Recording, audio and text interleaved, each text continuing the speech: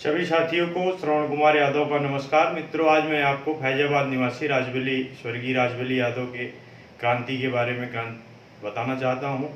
देश हमारा धरती अपनी हम धरती के लाल, नया इंसान बनाएंगे नया संसार बसाएंगे, एक करेंगे हम जनता को, सींचेंगे जग की ममता को, नई सभ्यता रचना रच के उन्नत हाल बसाएंगे।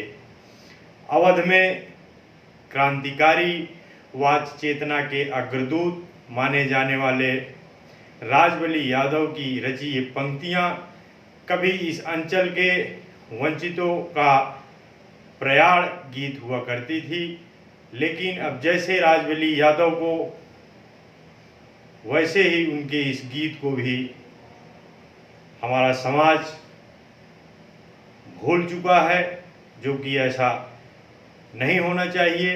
कारण यह है कि उनके दुनिया से जाते ही खुद को उनके सरोकारों के प्रति प्रतिबद्ध बताने वाले साथियों तक ने जनता के सबसे निचले तबके के साथ रहकर संघर्ष करने और उनकी मुक्ति कामना को सफल बनाने और कठिनाइयों भरे रास्ते छोड़कर अपनी अपनी सहूलियतों के हिसाब से शॉर्टकट की तलाश कर रहे हैं, जो कि हमारे बहुजन समाज और विशेषकर यादव समाज के लिए बहुत ही दुखद बात है।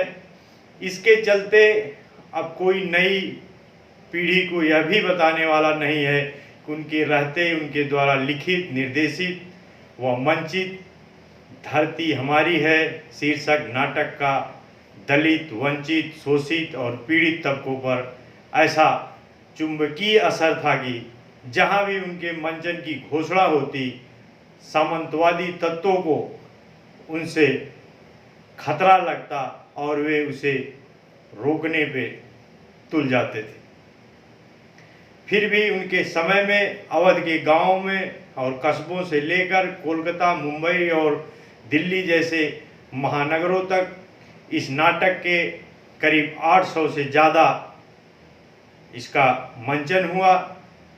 आजमगढ़ के कैफी आजमी साहब ने अपने गांव मिजवा में इनका नाटक, इनका मंचन देखा तो उन्होंने इसे फिल्म के रूप में बनाने की घोषणा कर दी। और यह बात अलग है कि वे बाद में इस घोषणा पर अमल नहीं कर पाए। उनकी बेटी, जो कि वो भी अभिनेत्री हैं, शाबाना आजमी, प्रसिद्ध अभिनेता A.K. हेंगल और शौकत आज भी राजबली के प्रशंसकों में से एक थे। एक समय उन्हें इप्टा की राष्ट्रीय कार्यकारिणी का सदस्य भी बनाया गया है।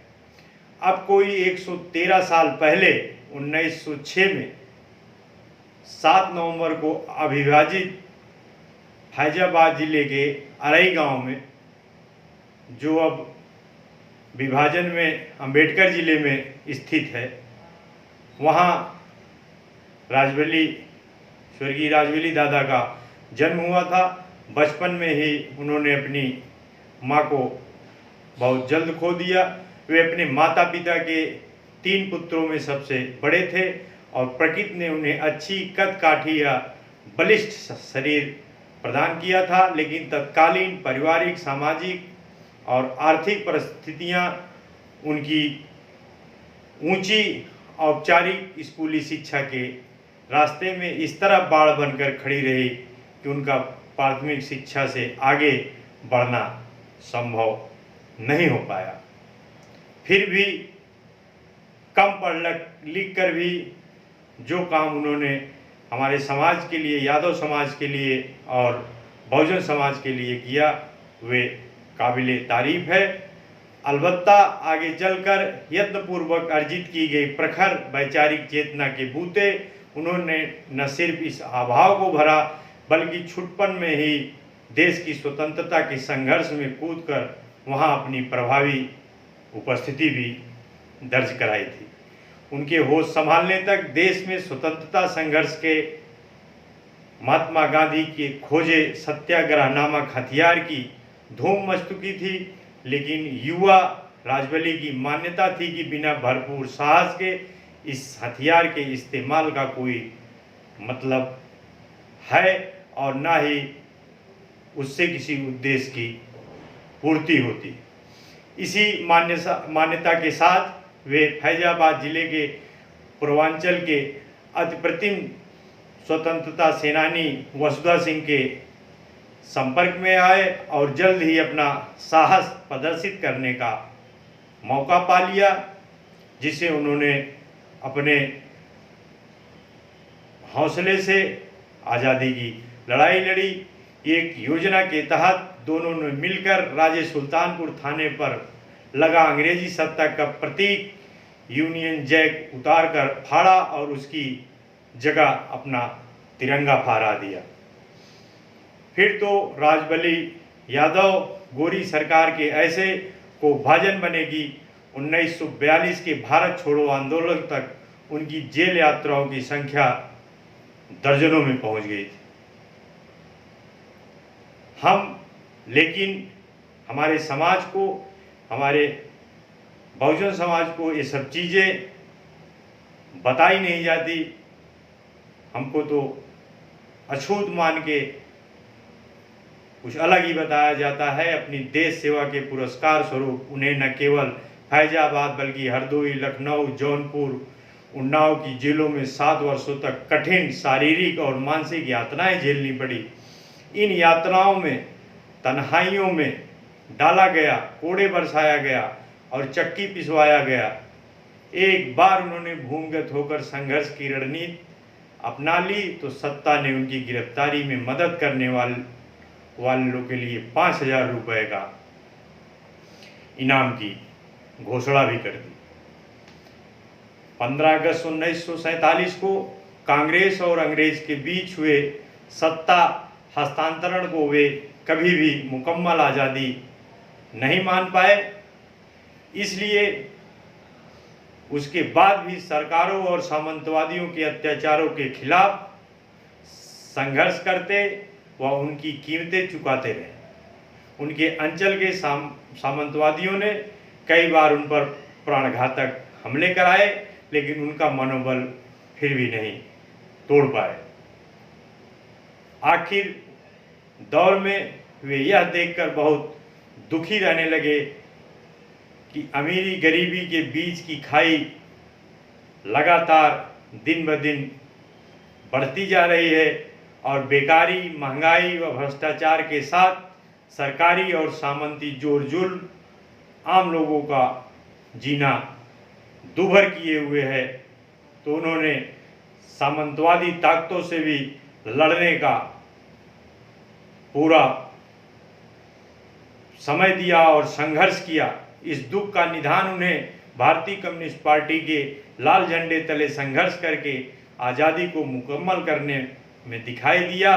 तो उन्होंने अपना समूचा जीवन अब उनके नाम कर दिया, कम्युनिस्ट के नाम कर दिया। कुछ जानकार लोग बताते हैं कि उत्तर प्रदेश में जमींदारी खत्म होने का कानून बनने के बाद चकबंदी शुरू हुई तो अनेकों सामंतवादियों ने अपना भू स्वामित्व बचाने के लिए कई चोर दरवाजे खोल दिए थे। तब राजबली यादव ने उन्हें विफल करने में अपनी पूरी शक्ति लगा दी थी। न उन्हें कभी अपने जान की परवाह हुई, न कभी उनको अपने परिवार की परवाह हुई। इस क्रम में आज़ाद भारत में भी उन्हें कई बार जेल जाना पड़ा। स्वाभाविक ही है, गरीबों, किसानों और मजदूरों की वर्गीय एकता को मजबूत करने वाले जुझारू संघर्षों के लिए उन्हें दूर दूर तक जाना जाने लगा।